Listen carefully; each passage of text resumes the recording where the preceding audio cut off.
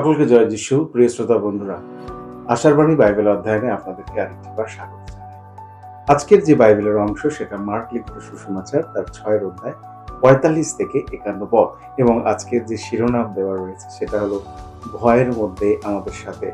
গত কয়েকটা সিরিজে আমরা দেখেছি যে আমাদের প্রত্যেকটি পরিস্থিতির মধ্যে কিভাবে খ্রিস্ট তিনি আমাদের সাথে রয়েছেন, এবং আজকেও যখন আমরা ৬ অধ্যায় ৪৫ থেকে ৫১ পদ দেখি, সেখানে আমরা দেখি ভয়ের মধ্যে আমাদের সাথে রয়েছেন, এবং ৫১ পদে তিনি তাদের সাথে নৌকাতে উঠলেন।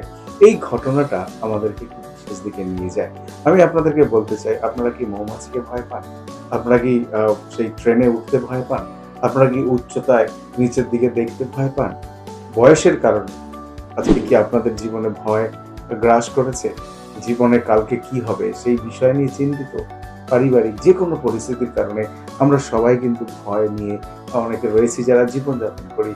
আমাদের প্রিয়জনদের পরিস্থিতিতে আমাদের কিভাবে আমাদের পদক্ষেপ নেওয়া উচিত সেই সমস্ত ক্ষেত্রেও আমরা ভয়ভীত হই।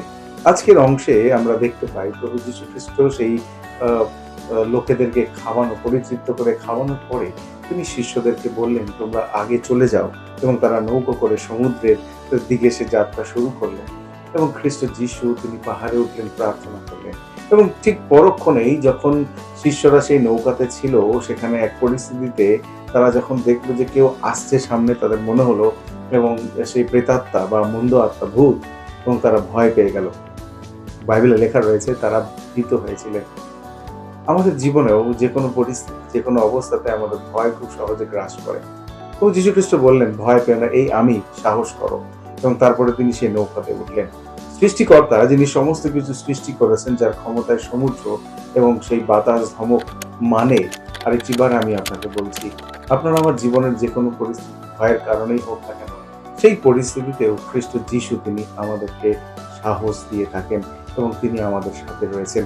আজকের পদে আমি আরেকটিবার বলি, "ভয় পেও না, সাহস করো, দেখো এই আমি"। এই যে নিশ্চয়তার বাক্য রয়েছে, আমি আপনাকে বলি, আপনার জীবনে যেকোনো পরিস্থিতির সম্মুখীন হন যেটা ভয়ের একটা বিশেষ কারণে, আমি বলছি প্রভু যিশুকে বিশ্বাস করুন, সাহস করুন। এবং বাইবেলে লেখা রয়েছে আমাদের জীবনে যখন ভয় অনেক বেশি গ্রাস করে, সেটা বিশ্বাসের অভাবে হয়। তার উপরে আপনি বিশ্বাস করতে পারেন। আপনার জীবনের যে কোনো ভয়ের পরিস্থিতিতে তিনি আপনাকে সাহায্য করবেন।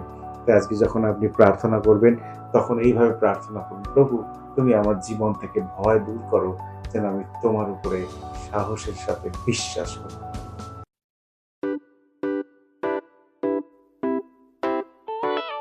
পুরাতন গেল শেষের পাতা।